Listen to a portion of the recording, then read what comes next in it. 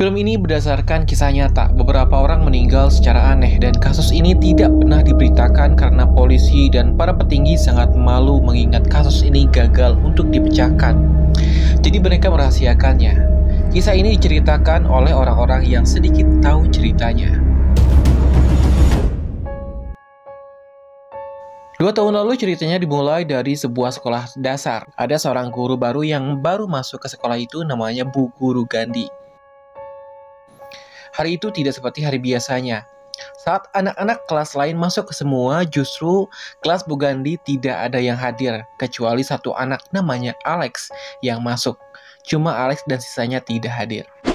Dikabarkan 17 anak dari kelas Bu Gandhi tiba-tiba bangun serentak tengah malam pukul 2.17 lari dari rumah mereka, keluar menuju ke arah yang gelap dan tidak pernah kembali. Para polisi sudah berusaha untuk mencari petunjuk lewat CCTV di setiap rumah. Tetapi CCTV hanya menampilkan mereka yang pergi menghilang ke arah kegelapan, tidak menampilkan kemana tujuan mereka pergi. Polisi juga meminta keterangan dari Alex. Apakah Alex tahu mengenai hilangnya mereka semua? Apakah anak-anak terinspirasi dari kartun yang ditontonnya? Alex tidak bisa menjawabnya. Mereka juga menanyai Bu Gandhi tentang kasus ini, tetapi Bu Gandhi tidak tahu apa-apa. Hampir sebulan setelah kejadian tersebut, sekolah ditutup, tapi tak lama kemudian dibuka kembali karena kasihan dengan anak-anak lain yang tidak terlibat. Orang-orang, lebih khususnya orang tua yang anaknya menghilang, memojokkan Bu Gandhi atas hilangnya mereka. Akhirnya kepala sekolah memberikan cuti kepada beliau. Bu Gandhi mulai depresi dan dikucilkan. Ia menjadi pecandu alkohol dan mulai berselingkuh dengan mantan pacarnya yang sudah menikah. Petugas polisi namanya Paul. Selama kasus itu masih berlangsung, Bu Gandhi dilarang untuk berbicara atau mendekati sekolah, termasuk menemui Alex. Jadi di selang waktu, diam-diam Bu Gandhi mengikuti Alex ke rumahnya. Di sana setelah diperhatikan, semua jendela rumah Alex tertutup rapat, tertutup koran. Dan dari celah yang kecil, tak sengaja Bu Gandhi melihat orang tuanya duduk tak bergerak dalam kegelapan. Bu Gandhi curiga, ia mendesak kepala sekolah untuk melakukan pemeriksaan kesehatan pada Alex dan keluarganya, tapi tidak berhasil. Besoknya, dia datang lagi ke rumah Alex sengaja menunggunya di sana. Sepulang sekolah, Bu Gandhi berhasil bertemu dengan Alex, tetapi Alex tidak mau mengobrol dan menyuruhnya untuk tidak mengikutinya. Tidak menyerah, Bu Gandhi menunggu di sana sampai malam, sampai dia ketiduran di mobilnya. Pintu rumah Alex tiba-tiba terbuka. Seseorang keluar dari sana. Dia adalah ibu Alex. Ibu Alex mendekati mobil Bu Gandhi dengan membawa gunting. Diam-diam dia masuk ke mobil dan memotong seikat rambut miliknya. Lalu cerita berpindah pada Archer. Dia adalah ayah dari salah satu anak yang hilang. Dia memulai penyelidikannya sendiri. Dia mulai frustasi dengan minimnya kemajuan yang dicapai oleh polisi. Sampai-sampai terbawa mimpi melihat putranya berlari keluar tepat di malam putranya hilang. Archer menemukan anaknya di sebuah rumah yang dia tidak tahu, dan tak lama wajah putranya berubah menjadi seseorang dengan riasan badut menyeramkan. Tidak putus di sana, Archer terus mencari keberadaan putranya. Dia terus mengulang kamera CCTV malam itu dan menyamakan dengan hilangnya anak lain. Setelah meninjau rekaman kamera pengawas, ia pun menyadari bahwa jalur lari anak-anak itu bertemu di satu titik tertentu, tetapi tidak dapat menemukan tujuan pasti mereka. Lalu setelah itu, dia bermaksud mencari informasi yang lainnya, tapi di perjalanan, Archer bertemu dengan Bu Gandhi yang sedang isi bensin. Ketika sedang mengobrol dengan Archer, tiba-tiba dari arah lain, Bu Gandhi diserang oleh seseorang pria di mana itu adalah kepala sekolahnya. Dengan mata melotot dan wajah penuh darah, Bu Gandhi hampir kehilangan nyawa, tapi ditolong oleh Archer. Sebelum lanjut ke cerita Bu Gandhi, apakah dia selamat atau tidak, kita ikuti alur cerita filmnya. Kali ini bercerita tentang selingkuhannya Bu Gandhi, yaitu Paul, seorang polisi. Saat berpatroli, Paul memergoki seorang gelandangan sedang melakukan percobaan perampokan. Terjadi kejar-kejaran antara keduanya yang kemudian perampokan itu berhasil ditangkap. Dia melakukan pemeriksaan kepada pria gelandangan itu dan menanyakan apakah di sakunya ada benda tajam karena dia tidak mau tangannya terluka. Pria itu meyakinkan Paul bahwa di sakunya memang tidak ada apa-apa. Paul percaya. Dia segera melakukan pemeriksaan dan pada akhirnya pria itu ternyata menyembunyikan jarum suntik di sakunya sehingga Paul terluka. Karena frustasi, Paul memukul pria itu hingga pingsan, tanpa sadar kalau pelakuannya terekam kamera di mobilnya. Segera Paul melepaskan pria itu dengan syarat jangan pernah dilihat lagi di sekitarnya. Rekaman itu pada akhirnya diketahui oleh atasannya. Dia dapat peringatan membuat dirinya mendapatkan masalah besar apabila gelandangan itu kembali melapor. Di rumah dia juga mendapatkan masalah, istrinya tahu kalau Paul selingkuh dengan wanita lain, membuat dia makin frustasi ditambah gelandangan itu terlihat di kantor polisi keesokan harinya. What did I tell you? Huh? Paul marah karena tidak menuruti perintahnya. Dia segera mengejar orang itu dan kali ini tidak lupa mematikan kamera di mobilnya. Sebelum lanjut, sedikit cerita tentang siapa gelandangan itu. Jadi dia bernama James, seorang gelandangan yang kecanduan narkoba. Sehari-harinya James sering merampok barang orang yang kemudian dia jual ke penjual langganannya untuk membeli sabu. Hari itu dia tidak dapat uang, jadi dia memutuskan untuk merampok. Dan kebetulan ketahuan oleh polisi itu. Itulah momen pertama polisi itu bertemu dengan si gelandangan ini dan mendapatkan pukulannya. Nah, setelah bebas dari polisi itu, Paul lanjut merampok ke rumah Alex. Karena melihat rumah itu sepertinya kosong, dia berhasil masuk ke rumah itu dengan naik jendela atas. Dia mulai mencari barang-barang yang sekiranya bisa dijual. Tetapi di sana dia bertemu dengan orang tuanya Alex yang mematung. Setelah diamati tidak ada reaksi dari mereka, gelandangan itu lanjut menjarah sendok mereka. Sebelum pergi, dia sempat melihat ruangan bawah tanah. Tetapi apa yang dia temukan di sana adalah anak-anak yang selama ini dikabarkan menghilang. Karena panik, dia segera keluar dari rumah itu. Lalu gelandangan itu menjual sendok-sendok hasil curiannya. Di belakang kasir dia melihat sebuah poster ke-17 anak yang hilang itu dengan $50.000 sebagai imbalannya apabila ada yang menemukan mereka. Dia berniat melaporkan ke polisi dengan harapan mendapatkan hadiah itu, tapi di sanalah dia bertemu dengan Paul. What did I tell you? Huh? Gelandangan itu pun kabur ke arah hutan. Dari kejauhan dia melihat ada seseorang dengan kostum badut, lalu bersembunyi di sebuah tenda, tetapi Paul berhasil menangkapnya. Pada akhirnya gelandangan itu terpaksa memberitahu lokasi di mana anak-anak itu berada. Keduanya lalu berkendara ke rumah Alex. Sesampainya di sana, gelandangan itu diborgol ditinggalkan di dalam mobil, sementara Paul menyelidiki sendirian. Namun sampai malam, Paul tidak kunjung keluar dari sana. Tiba-tiba pintunya terbuka.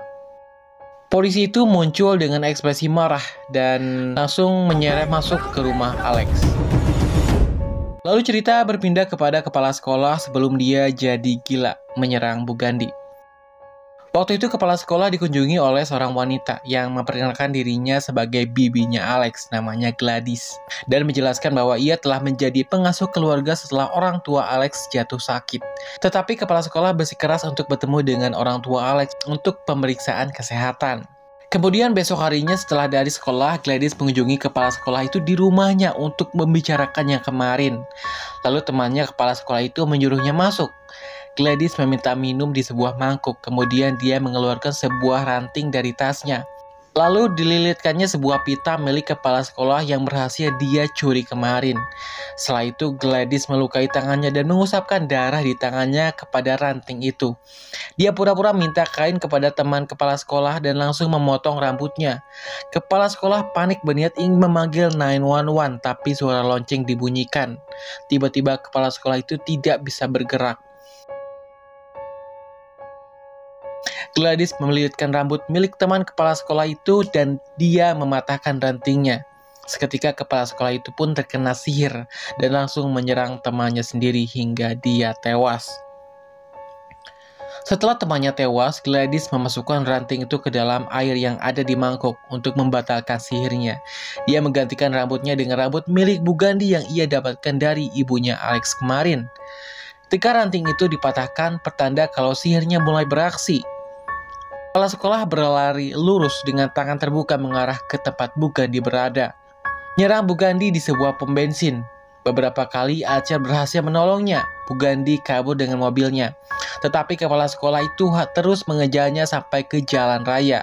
Lalu meninggal setelah tertabrak mobil lain. Setelah kejadian itu, keduanya mengalami luka ringan. Acer kemudian meminta maaf pada Bu Gandhi atas permusuhannya. Acer yakin yang dialami kepala sekolah dari cara dia berlari sampai proses dengan yang dialami oleh putranya yang hilang.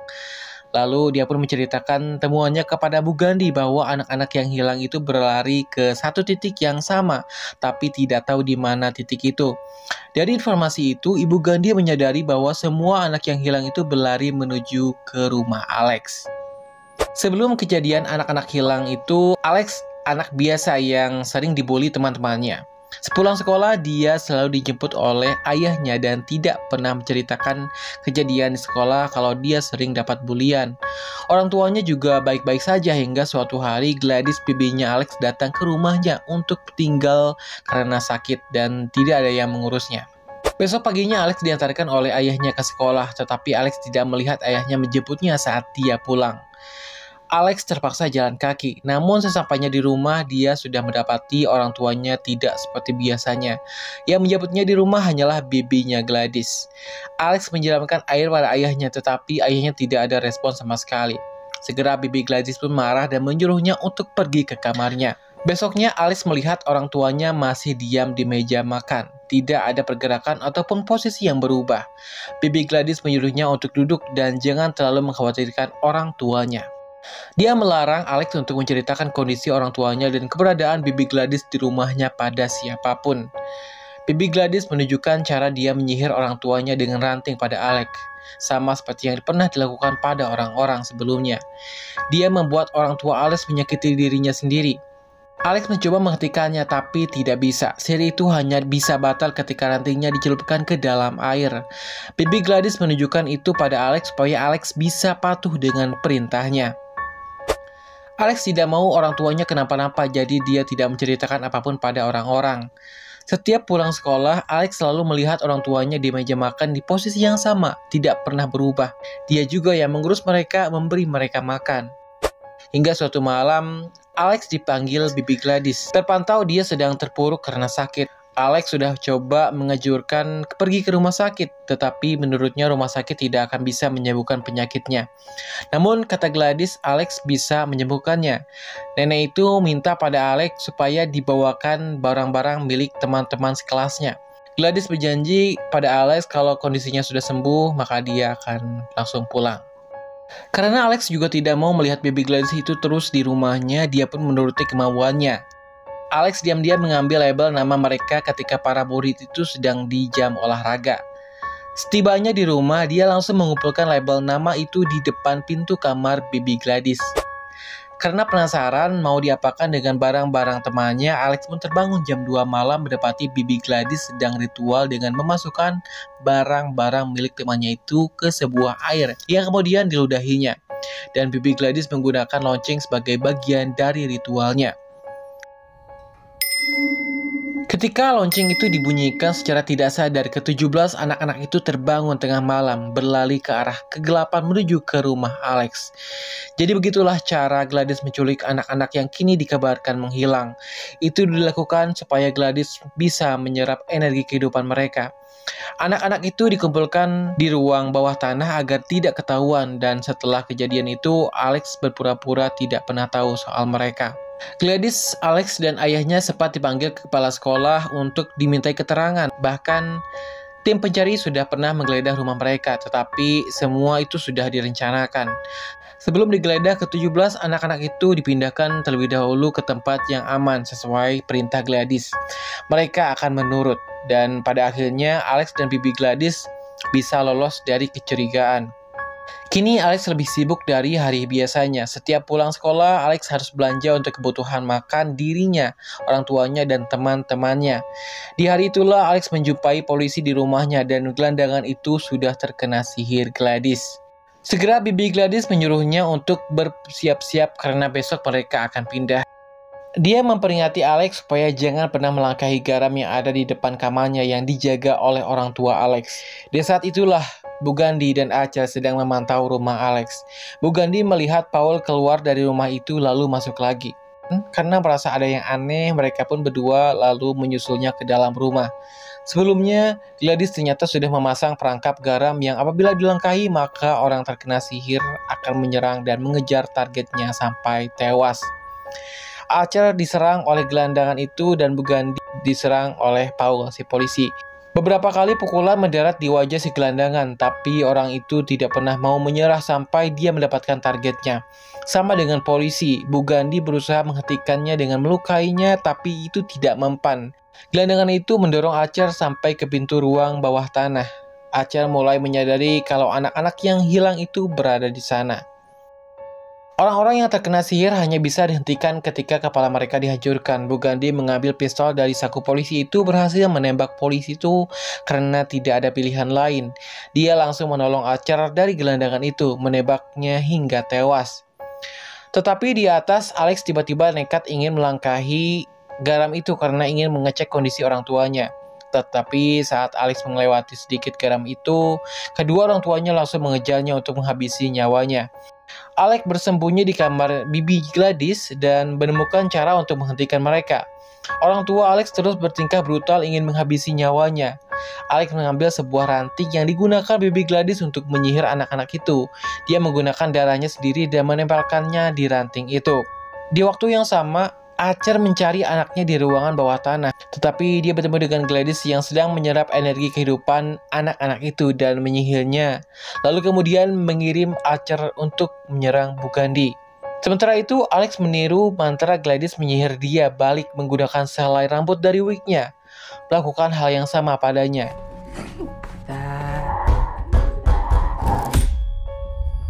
Seketika anak-anak itu keluar dari ruangan bawah tanah, mengejar Gladys keluar rumah secara brutal dan berkeliling kompleks sampai mereka mendapatkan tujuannya. Pada akhirnya, Gladys tidak bisa melepaskan diri dari mantra sihirnya sendiri. Dia terperangkap, lalu anak-anak itu mencabik-cabiknya. Itulah akhir dari hidup Gladys. Kematiannya membebaskan para korban dari mantranya. Tetapi orang-orang yang pernah terkena sihirnya tidak bisa kembali seperti semula kecuali Archer yang kesadarannya pulih karena jiwanya belum sempat ditarik. Tidak seperti jiwa-jiwa orang sebelumnya yang sudah dimakan oleh Gladys. Setelah semuanya kembali normal, Bugandi mendapati Alex sedang memeluk orang tuanya dan Archer berhasil menemukan kembali putranya yang hilang. Di akhir film, narator menjelaskan bahwa Alex pindah dari kota untuk tinggal bersama bibinya yang lain setelah orang tuanya dirawat di rumah sakit jiwa. Semua anak dipertemukan kembali dengan orang tua mereka dan beberapa akhirnya mulai berbicara lagi. Dan sampai di sini film pun berakhir. Pesan moral yang bisa diambil dari film ini, jangan biarkan rasa sakit dan kesedihan yang kita pendam menguasai diri. Bila kita tidak menghadapi luka batin, ia bisa merusak diri sendiri maupun orang lain. Selalu pentingkan untuk menjaga keterbukaan dan saling peduli kepada sesama. Ketika kita mengabaikan tanda bahaya sejak awal, ancaman bisa berkembang lebih jauh dan berdampak pada banyak orang. Lagi pula, kekuatan terburuk bukanlah kekuatan fisik, melainkan pengaruh atau kontrol yang mempengaruhi kebebasan dan kemanusiaan orang lain. Mungkin itu saja untuk film kali ini. Semoga kalian senang mendengarnya. Terima kasih, saya Kang Suki undur diri. Sampai bertemu lagi di video berikutnya.